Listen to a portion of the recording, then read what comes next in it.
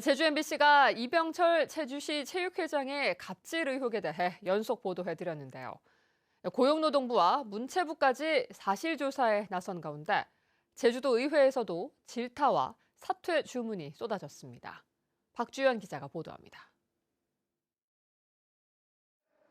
이병철 제주시 체육회 회장이 다목적 체육관을 사적으로 이용하고 지인을 돕기 위해 신협조합과 신용카드 가입을 강요했다는 직원들의 폭로가 이어졌습니다. 또 직원들에게 가족이 운영하는 꽃집 배달일을 시키고 휴일에는 행사 의전을 시키는가 하면 측근이나 지인 업체의 수의계약 종용 등 의혹이 끊이질 않았습니다. 제주도의회가 제주시 업무보고에 이병철 회장을 직접 출석시킨 이유입니다. 먼저 도의원들은 직장 내 갑질 종합 세트라는 비판까지 받고 있다며 조사 결과에 대한 책임을 추궁했습니다. 조사하면 나오지 않습니까? 조사해서 그 결과에 따라서 사실로 됐을 때 예. 그때 사퇴를 하시겠냐 이거죠. 또 체육회장과 직원들 간에 이미 신뢰가 무너졌다며 정상적으로 운영이 어려워지면 결국 제주 시민들이 피해를 입을 수밖에 없다며 사퇴를 촉구했습니다. 공직자로서 아니면 또 이제 어떤 조직의 안정화를 위해서 이게 우리 제주 시민들을 위해서라도 어떤 그 큰 결단을 좀 하셔야 되는 거 아니겠습니까? 또 취임한 지 1년도 되지 않았는데 부당해고와 노조 탄압, 직장 내 괴롭힘 등이 끊이질 않고 있다며 질타했습니다. 해임됐었는데 다시 복직이 됐습니다. 네. 제가 조금 안타까운 부분은 뭐냐면 본 의원이 작년 그러니까 7월부터 현재까지 그 지금 언론에서 계속 지금 거론되고 있는 이런 부분이 계속 진행형이라는 부분입니다.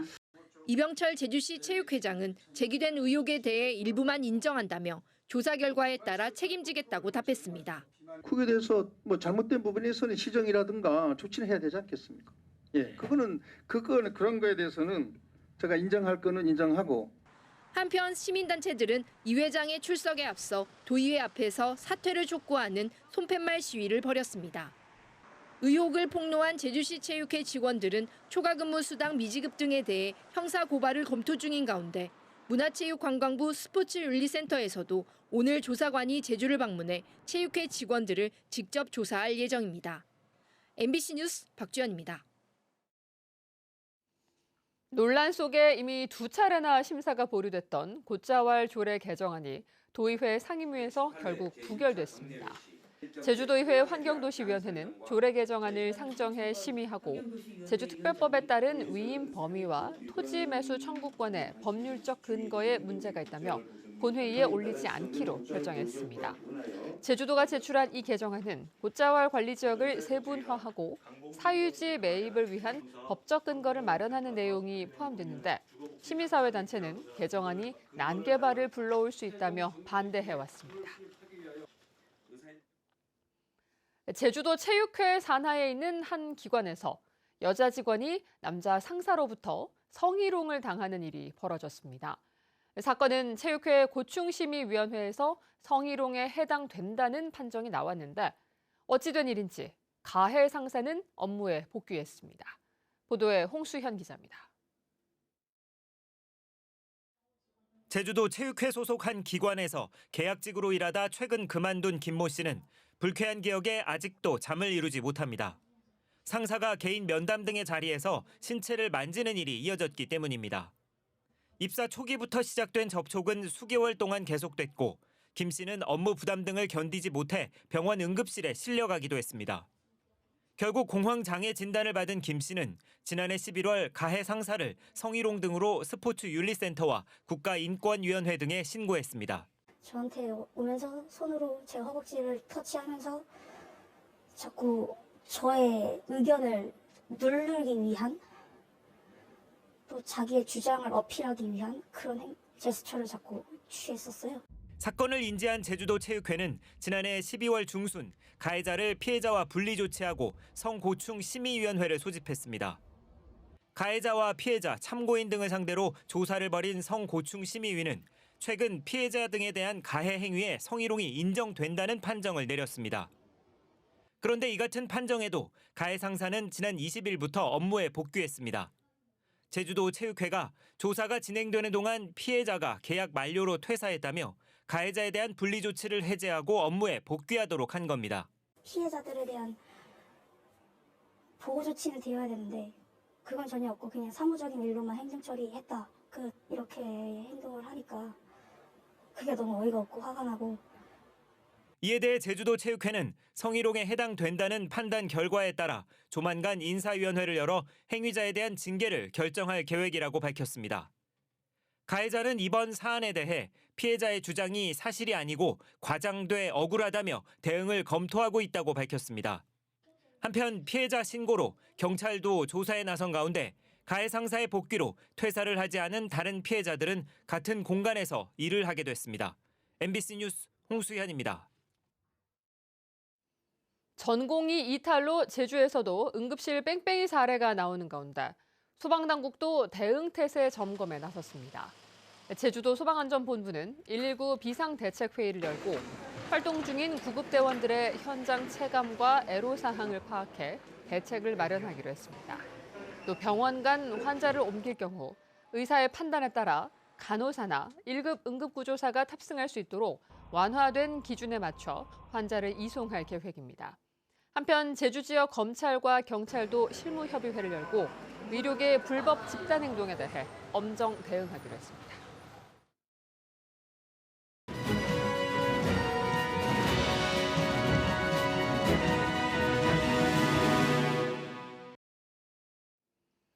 제주 제2공항 예정지인 서귀포시는 이번 총선에서 여야의 격전지가 될 것으로 예상되고 있는데요.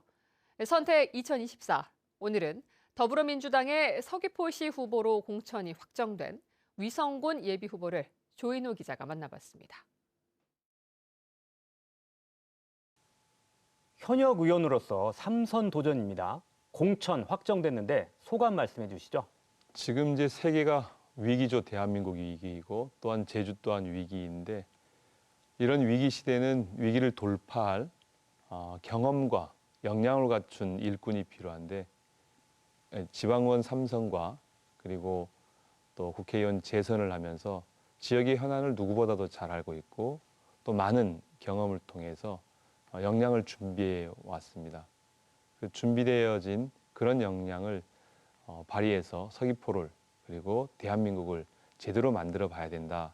그런 관점에서 공천을 주지 않았는가라고 생각이 되어집니다.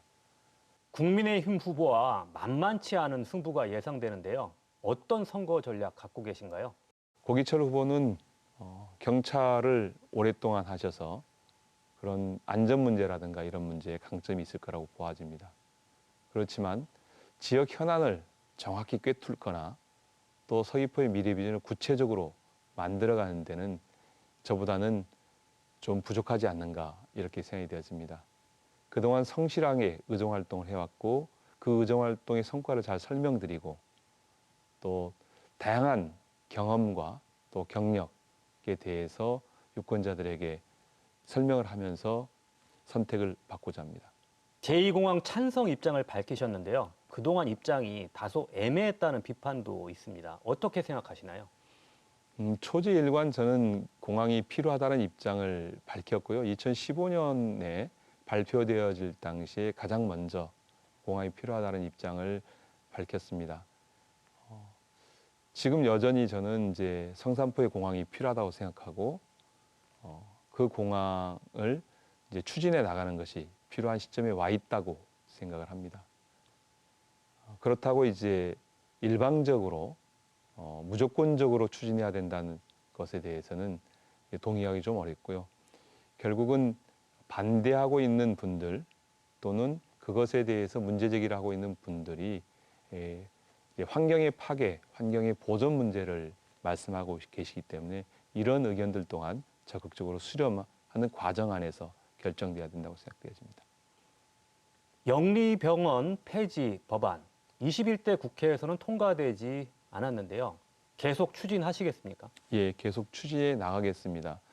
법안을 내놓고 정부를 설득 노력을 했지만 정부가 받아들이지 않았지만 여전히 영리병원으로 인해서 우리 제주 사회가 갈등하는 것에 대해서는 해결하기 위해서 추진해 나갈 생각입니다.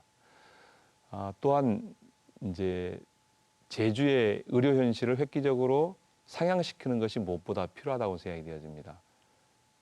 지역 완결적 의료 체계를 구축하는 것이 무엇보다 중요한데요. 그것을 하기 위해서는 제주의 상급 병원을 지정하는 추진이 필요하고요.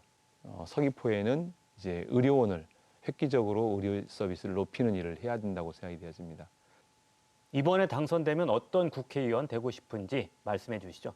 여전히 성실하고 그리고 도민의 이야기를 듣고 정부가 잘못하는 일에 단호하게 대응하는 그런 국회의원이 되고 싶습니다.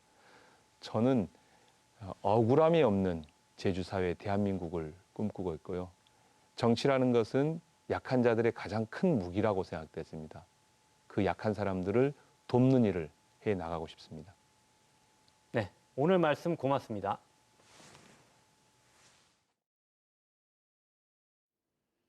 한동훈 국민의힘 비상대책위원장이 오는 3일 제주를 방문합니다.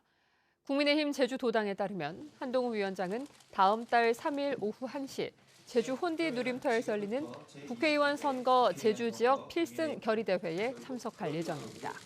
결의대회에는 제주 지역 후보들이 참석할 예정이어서 공천이 보류된 제주시 갑선거구 후보도 조만간 결정될 것으로 보입니다. 국민의힘 제주도당은 제주 방문 추가 일정은 현재 조율 중이라고 설명했습니다. 제주시 아라동을 도의원 보궐선거구 국민의힘 후보 경선에서 김태현 예비후보가 승리했습니다. 국민의힘 제주도당 공천관리위원회는 그제부터 이틀 동안 아라동을 지역에 거주하는 국민의힘 당원 825명을 대상으로 모바일 투표를 진행한 결과 김태현 예비후보가 신창근 예비후보를 앞섰다고 밝혔습니다. 이번 경선 결과로 아라동을 도의원 보궐선거에는 국민의힘 예비후보 1명과 진보당 1명, 무소속 예비후보 2명 등 모두 4명이 경쟁하게 됐습니다.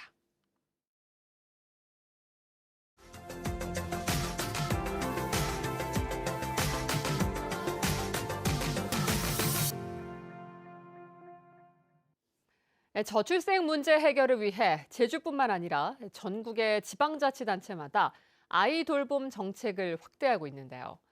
경상북도는 학교는 물론 기업과도 업무 협약을 맺고 하반기부터 온종일 완전 돌봄 정책을 시행한다고 합니다. 이 소식은 안동 MBC 엄지원 기자가 보도합니다. 토목설계 중소기업인 남경 엔지니어링. 이 회사 1층에는 가족 돌봄실이 있습니다. 오후 4시 유치원 어린이집을 마친 직원 자녀들이 부모 퇴근 전까지 이곳에서 시간을 보내는 겁니다. 전문 보육교사는 물론 원어민 교사까지 배치해 영어 교육이 이뤄지고 올해부터는 초등 저학년 자녀를 둔 직원들을 위해 방과 후 공부방도 진행됩니다. 이 회사는 출산 장려금, 출산자 건강 지원금은 물론 돌까지 먹는 모든 분유와 이유식을 지원합니다. 특히 공무원들만 쓴다는 육아기 단축근무, 조기 퇴근이 일상화되면서 육아가 한결 수월해졌습니다. 가족 돌봄 단축 근무 시행으로 걱정 없이 일과 육아를 병행할 수 있어서 매우 만족하였습니다. 이제는 저출산과 가족 친화와 육아 친화 경영에 대한 부분은 선택이 아니고 필수라고 생각합니다. 직원들과 함께 동반 성장한다는 것으로 가족 친화를 우선적으로 생각하고 있습니다. 이렇게 아이 낳기 좋은 기업은 앞으로 경북에 더 많아질 것으로 보입니다. 각종 돌봄 정책에 앞서 부모가 직접 아이를 돌보는 환경 조성이 가장 중요하다고 판단한 경상북도가 도내 기업들의 육아기 단축 근무 동참을 적극 지원하기로 한 겁니다. 무엇보다 단축 근무에 따른 기업의 손실 비용을 보전해주고 운전자금 이자 지원, 대출 우대, 세제 지원 등 각종 인센티브도 확대합니다.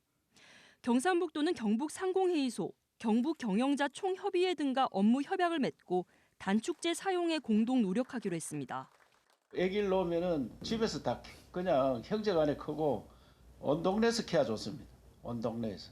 그래서 우리가 피부에 와닿도록 정책을 만들어야 된다. 경상북도는 경북교육청과 협력해 학교 돌봄과 심야 돌봄 지원도 확대할 계획입니다. 특히 도입을 앞둔 늘봄학교 운영과 관련해 부족한 공간과 인력, 간식, 이동 지원 등을 제공하고 거점형 돌봄 센터를 구축해 늘봄학교 초과 수요에도 대응할 예정입니다. 경북이 시범을 해서 우리가 문제점을 찾아내고 우리가 모델을 만들어내자는 그런 마음으로 경북 도립대에 영아 교육과를 신설해 돌보미 수급 문제를 해결하고 장기적으로는 돌보미들의 낮은 임금 수준도 끌어올린다는 계획입니다.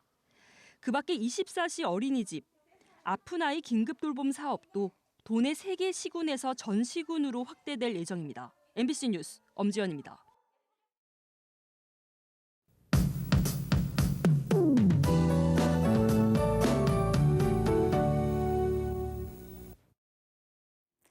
오늘도 바깥 활동하기 좋겠습니다. 구름 사이로 겨울 햇살이 들어오면서 예년보다 온화하겠습니다. 맑은 날씨도 잠시 내일은 다시 비가 내리겠는데요. 제주도 남쪽 해상을 지나는 저기압의 영향으로 새벽부터 비가 오기 시작하겠습니다. 내일 늦은 밤까지 제주도에는 10에서 40mm 정도의 비가 내리겠습니다. 영하권을 보이는 제주 산지에는 3에서 최고 10cm 정도의 눈이 내려 쌓이겠는데요. 내일부터 산지와 산간도로에서는 빙판길과 도로 살얼음에 주의하셔야겠습니다. 오늘 고기압의 가장자리에 들면서 대체로 맑은 날씨를 보이다가 낮부터 차차 흐려지겠고요. 공기의 흐름이 원활해서 미세먼지 농도는 좋음 수준을 보이겠습니다. 자세한 지역별 기온입니다. 어제와 비슷한데요. 아침 현재 기온 북부 지역 7도, 서부 지역 5도, 남부 지역 8도, 동부 지역 9도로 시작하고 있고요. 낮 최고 기온은 북부 지역 13도, 남부와 동부 지역 12도, 성판악 5도 예상됩니다. 도서 지역은 대체로 흐리겠고 낮 기온 12도까지 올라서 큰 추위 없겠습니다.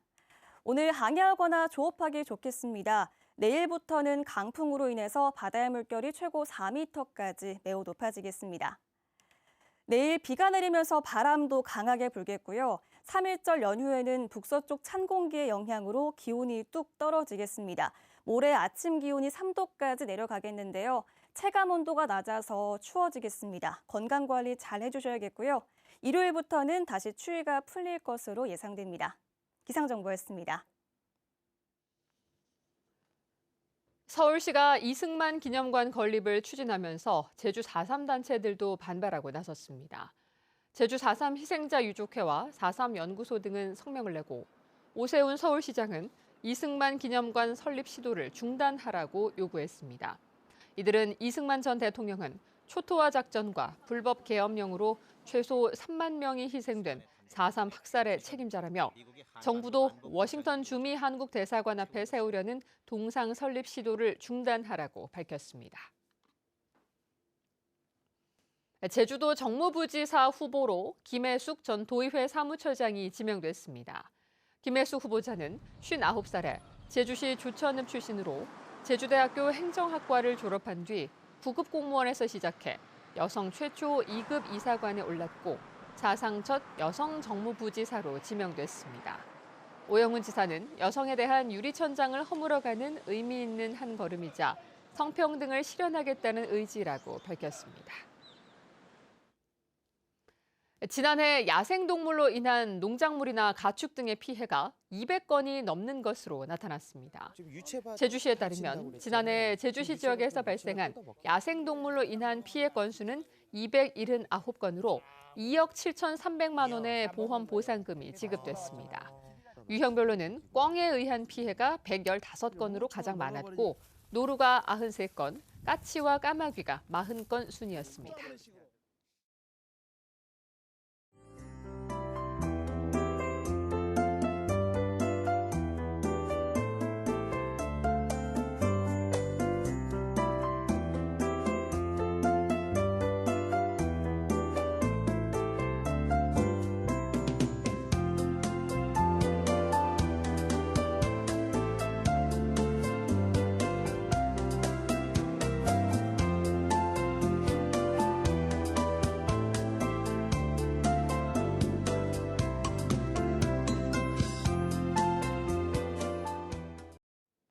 뉴스투데이 제주였습니다. 여러분 고맙습니다.